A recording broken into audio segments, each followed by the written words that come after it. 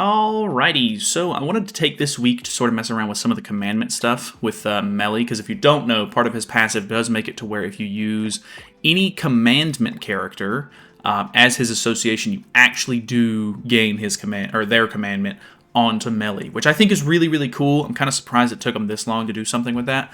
But, you know, commandments are not, like, super, super useful anymore, like, at least on the field. So being able to use them as a sub-slot unit and at least get some use out of the commandment is actually really, really cool. So, today we're going to be messing around with OG Estarossa. Whenever Melly first dropped, I did use the newer sort of Berserk Estarossa a couple of times just to see if, like, I went up against a goddess team, they would remove some buffs and stuff like that from themselves, which is kind of cool when they attacked. But maybe not, like, super ideal. Like, there's not... A lot of the melee teams that you're going to be facing, which I face a lot of melee teams, don't really deal with buffs at all. So, it does kind of like have a little bit of a drawback there. But with the OG Estarossa, I figured that we could maybe go for a triple attack setup. That way we gain one Estarossa stack on each of our characters. And then we're attacking... Well, I guess technically I should have attacked with Bond there first, so that way I hit her. Well, I guess it's not the worst, maybe. But yeah, technically I should have attacked with Melly last there, so that way I would have actually gained a Dark Energy. Hold on one second, my camera is delayed again. I hate when it does that. Is it still delayed? Hello? Hello? A little bit. Okay, I don't know. We'll see. But yeah, if I use Melly's attack last, we'll actually gain a stack there. And then because we've already put a debuff on all of our characters, if we go up against a team that does not deal with debuffs or anything, we should actually be able to pop his stuff really easily. So I did luck out here a little bit because I can actually use this opportunity to remove the stance here. So I think, do I even rank up? I think I'm going to rank up just so that way this is a level 2. It would have already ranked this one up to a level 3, so maybe a little bit redundant in that way, but because she already has 3 stacks on of Melly's passive, we're going to remove the stance, and then we gain the big buff here, All Creation. Oh, into a really nice wipe. Ooh, that was literally perfect. That was, I mean... I definitely should have attacked with Melly first, but I also wouldn't have been able to take the stance off, so it kind of worked out there, even though I definitely played that a little bit wrong. I kind of like that. Let's do it not one more time, but we'll do it a couple more times.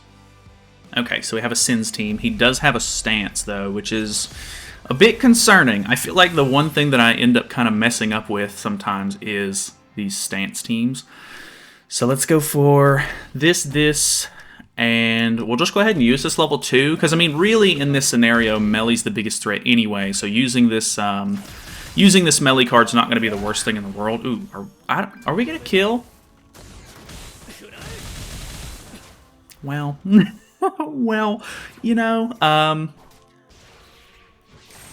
know, that happens. Okay, he's running Bond, so he still has a damage dealer in the back, even if he loses his melee. So that's good for him, but I'm going to be able to rank up into a level 3 AoE. I'll have All Creation. With Bond on the team, he's also putting extra debuffs on, so it didn't even matter if I had the Estarossa Commandment here. But if he wasn't running Bond and he was running a normal backliner, I wouldn't have had debuffs put on. Well, I guess because of Merlin, either way. So it doesn't really matter in this specific scenario. But, yeah, that's kind of interesting. So there's the rank up. We can even rank up again. So that way we have big AoE. And I guess maybe I could go for the stance removal instead. So that way they don't have as much damage reduction on. But then I'll lose my All Creation. And, okay, so we killed her anyway. So who's this going to go on? Okay, it goes on Bond, which is good, because he is the biggest threat. My god, 46k on a level 3 is embarrassingly low, but that's just kind of how Melly works, unfortunately. Well, I mean, it's actually fortunate. Honestly, he needed some sort of balancing, to be fair, because, I mean, that, you know, in that last match we did 1 million damage with a single AoE card. Which is a bit ridiculous. So We can actually pop all creation here into a big AoE again. And then, I mean, we might as well just keep throwing melee cards out because we have them. But this is not going to do that much. Actually, more than it did on Bond, which she does. She's older and he had more damage reduction. And then 400k with the all creation. So, yeah, you can kind of see how it's working here. I mean, it's a cool concept for sure. I don't know that it's necessary in a lot of scenarios because, like I said, if you're going up against teams that debuff you already, you're kind of just, you know, actually lowering your attack-related stats because of the Estarossa Commandment. But, I mean, when Melee cleanses his off, or when he gets the all creation buff, he's going to cleanse his off anyway, and you're not going to be really hindered by that. But, yeah, I don't know. If they already have debuffs and stuff like that, you're going to cleanse those and get the all creation, so it doesn't really matter, but still a really, really cool concept. Alrighty, we have a Merlin Bond set up, which is pretty interesting. I feel bad. Like, every Sins team that I use with Melee, I have, like, insane CC on it, and it makes me feel really bad going up against some of these people. Because, I mean, I don't like to consider myself a whale, because, I mean, it's really just a matter of, you know, I've been playing the game for a long time, so a lot of the CC and stuff that I have on my account has just been like a gradual sort of build-up, and I'm finally to the point where I have like a really well-built account and everything like that. Like, it was a really slow process, and I do spend money on the game, so I guess you can call me whatever you want, but like, I definitely went through the phase, you know, in the first like 2 to 3-ish years of the game where I also was getting out-CC'd by a lot of different people. There was, you know, times where I was getting out-CC'd by like really high-level players and stuff. And I don't necessarily want to call myself like a high-level player, because there's people who spend like exorbitant amounts of money on this game, and I really don't spend that much. I feel like I do a lot of like smart spending, I guess, where I'm not like overdoing it in a lot of scenarios. I think like I really only buy, you know, some costumes here and there, and I don't know. Like, I'm just trying to, I'm on copium right now. I'm trying to justify my spending, which, I don't know. A lot of it comes from the YouTube channel anyway. Like, you guys watching the videos and stuff like that helps me sort of build my account. So it's really all you guys that are doing it. So much appreciated to you. Thanks so much for watching. But I guess that's kind of the problem, is like I do get comments every once in a while where they're like, hey man, like, you know, that's cool and all, but, you know, most people can't reach that CC, or, you know, I don't have that, you know, those stats, or I'm free to play, I don't have those costumes, whatever the case may be.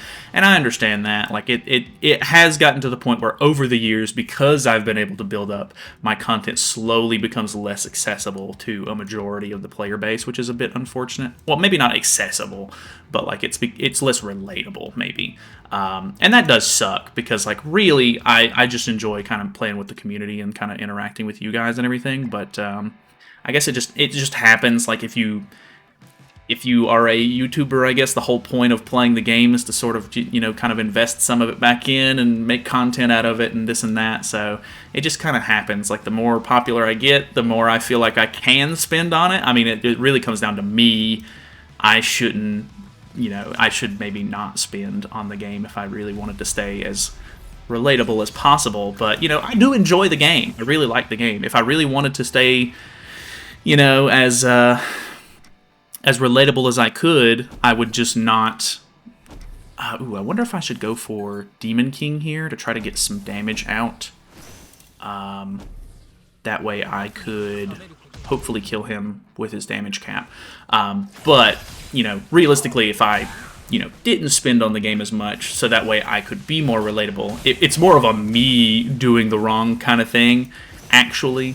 But, you know, like I said, I enjoy playing the game. I wouldn't make content on the game if I didn't.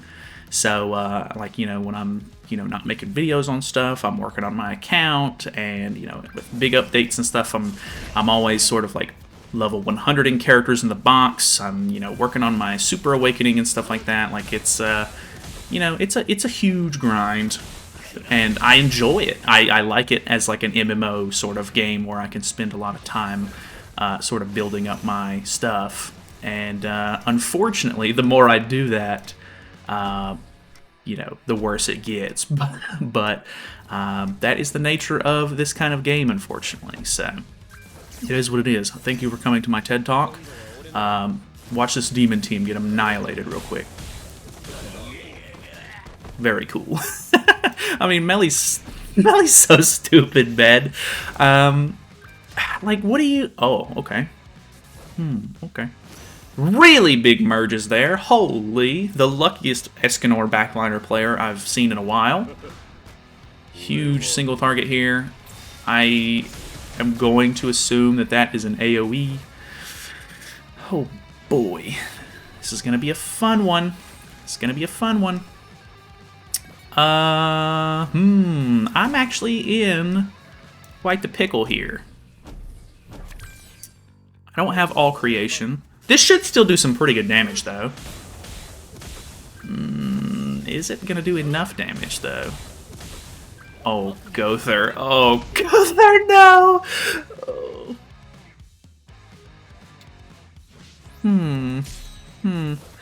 I think in that scenario, I technically should have used the level 3 AoE second because of the fact that I got the attack-related stat lower from the commandment second.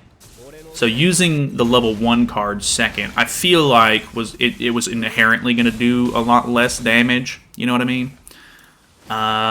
This is going to be really close, I think. Like, melee can be pretty tanky if I build up some stacks, but I don't have a lot of stacks.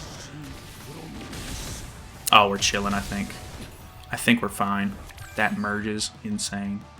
Yeah. He almost got me. Escanor is... I feel like as soon as Escanor gets a relic, he's back. I feel like he is...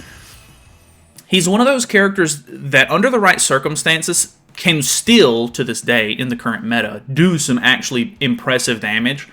But it takes some decent, like, sort of build up, the right sort of setup and everything, which is a bit unfortunate. Whereas he used to, you could just throw him on any team whenever he came out, and he could basically just annihilate anybody. But if they give him one good relic, he is back in the meta, and I mean, I would be all for it, to be honest, because Escanor is a really fun character, but man, those final flame stacks could be so annoying sometimes.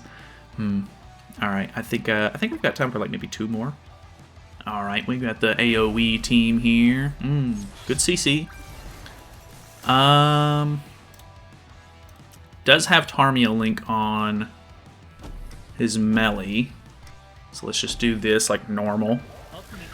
He does have Bon. I feel like every team that we've gone up against so far has either had Bon or Merlin or something to kind of put debuffs on. So it's not like the Estarossa Commandment is really helping out too much here, which is maybe a bit unfortunate. But I mean, we are guaranteeing ourselves the all creation buff on turn 2 by doing this. So I mean, it's pretty cool at the very least. So. We'll have 2 level 2s. I honestly think we just rank up and then double AoE. Double AoE would go crazy, I think.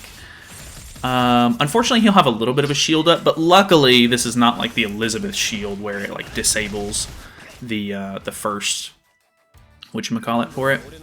Ooh, he's going for ultimate. And he does have Tarmia Link. This could be bad.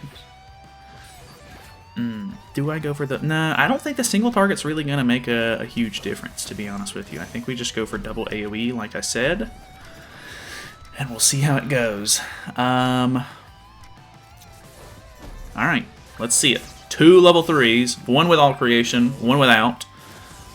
Let me see it. Ooh, good damage there. Tarmia Link is going to give him a lot of HP back. Yep. I seen it coming. I seen it coming. Okay. We have 1 Dark Energy stack. And only 1 debuff at this point because I went so crazy with melee here. He's got all creation on his ultimate. I think this is a wipe. Yeah. I think maybe it could have been better to try and attack twice with Bond there and then use a single target instead.